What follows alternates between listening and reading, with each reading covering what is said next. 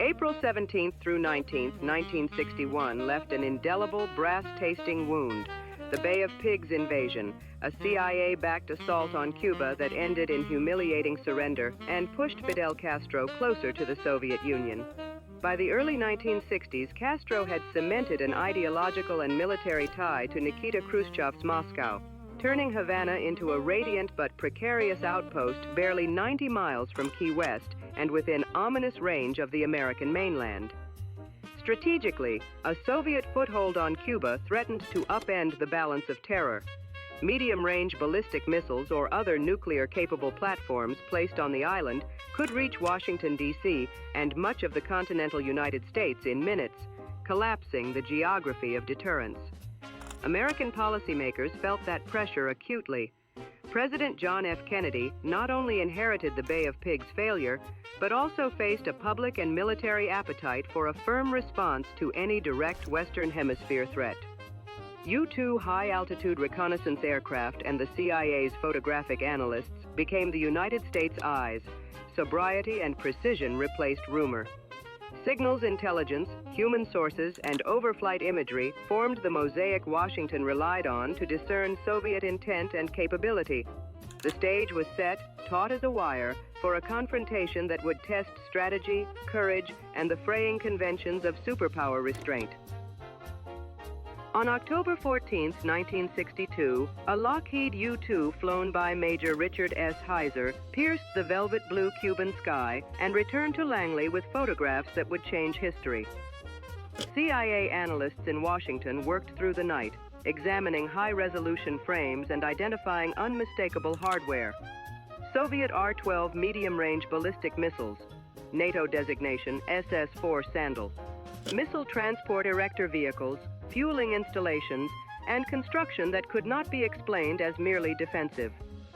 The R-12's military profile was stark, roughly a 2,000-kilometer maximum range, nuclear-capable, able to strike Washington, D.C., New York City, and much of the eastern and central United States within minutes of launch. On October 16, 1962, President John F. Kennedy was secretly summoned to the Oval Office for a terse, classified briefing. Present were Attorney General Robert F. Kennedy, Secretary of Defense Robert McNamara, Secretary of State Dean Rusk, National Security Advisor McGeorge Bundy, Chairman of the Joint Chiefs General Maxwell D. Taylor, and CIA Director John A. McCone. The chrome fixtures in the room seemed to reflect nothing as the men spoke in low tones. The photographs, spread out on a map table, erased any remaining ambiguity. This was an offensive weapons deployment by the Soviet Union on Cuban soil. Kennedy understood immediately that the nation faced a razor-edged choice between surgical airstrikes, an amphibious invasion, or a naval blockade to force Soviet withdrawal. Each path carried catastrophic risk, and no option guaranteed safety. Subscribe. Maybe it would have calmed things down.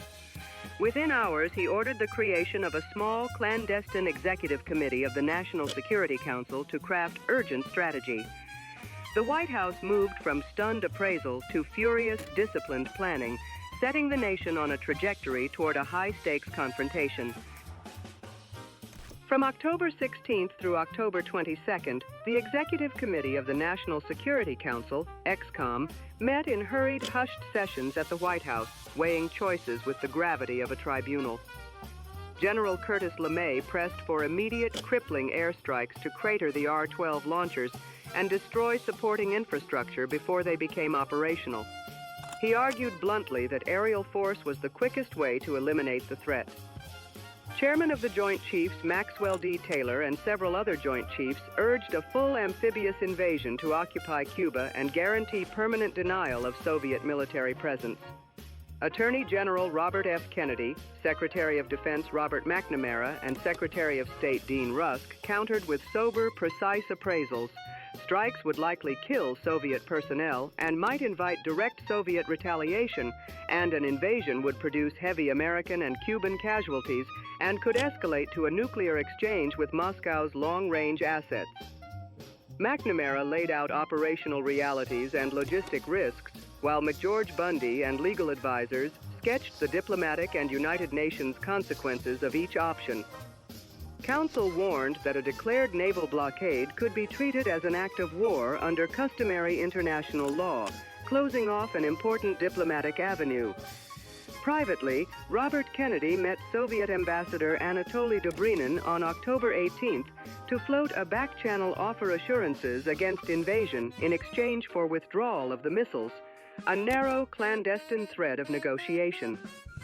As the debate sharpened, the group looked for a middle path, a naval quarantine defined as the interdiction and inspection of vessels suspected of carrying offensive weapons to Cuba, enforceable by Atlantic and Caribbean task forces, but intended to avoid the label of war. The quarantine offered something the more extreme options did not: time to verify, compel removal, and negotiate. On October 22nd, President John F. Kennedy chose that measured course and prepared to announce it to the world. After President Kennedy ordered the naval quarantine on October 22, 1962, the administration moved quickly and with ironclad resolve. Within days, U.S. Navy and Coast Guard squadrons had established an inspection line around Cuba's approaches. The Windward Passage and the Yucatan Channel were watched by destroyers, cruisers, and carrier-based aircraft. Soviet merchantmen and flotillas steamed toward that velvet dim cordon. Some turned away after warning signals and radio intercepts, while others held their course and were shadowed, boarded, or inspected on the high seas. Tension built like pressure in a sealed boiler. Every sonar ping, every intercepted radio transmission tightened the atmosphere in Washington, Moscow, and Havana. Fidel Castro publicly projected defiance while privately urging Soviet commanders to prepare for all contingencies, pressing Nikita Khrushchev to resist American coercion. Khrushchev answered with a mix of public bluster and urgent private cables. His first letter on October 26th offered withdrawal in exchange for a U.S. promise not to invade. A sterner dispatch on October 27th added a demand to remove U.S. Jupiter missiles from Turkey as part of any settlement. Incidents multiplied. On October 27th, a Soviet S-75 Dvina surface-to-air battery over Cuba shot down a U-2 flown by Major Rudolph Anderson, killing him, a lethal flash that pushed leaders toward fury and possible reprisals. That same day, a U.S. destroyer's practice depth charges forced Soviet submarine B-59 to surface in the Caribbean.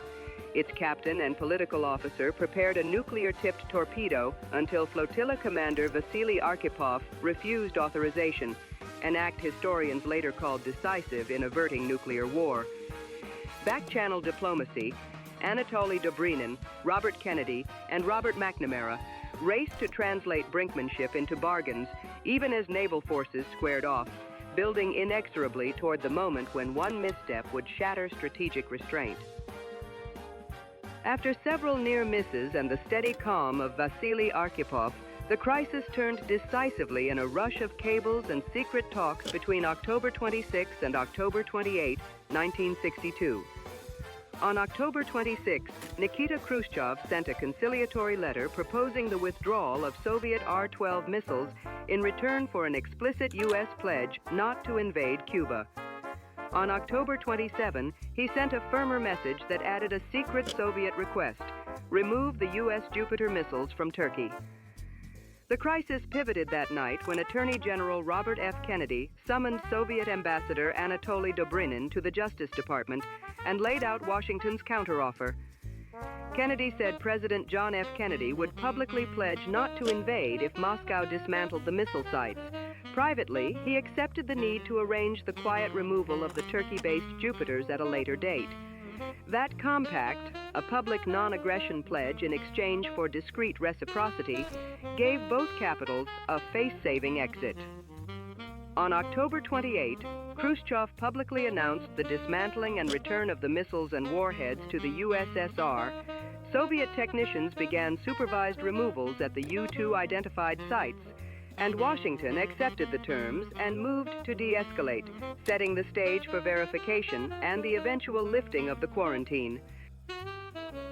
After the October 28, 1962 denouement, the Cuban Missile Crisis fundamentally reshaped the architecture of the Cold War. The danger of those 13 days led directly to a real hotline between Moscow and Washington, established on June 20th, 1963, to prevent deadly delays in crisis communication. The crisis also accelerated arms control diplomacy, producing the Partial Test Ban Treaty on August 5, 1963, and opening channels for further accords. NATO revised contingency plans and force posture to confront theater nuclear threats.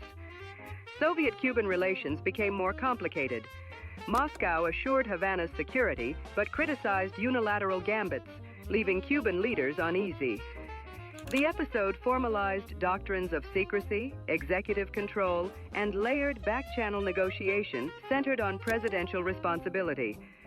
Above all, the confrontation showed that disciplined restraint, transparent verification, and clear communication are fragile linchpins between catastrophe and containment.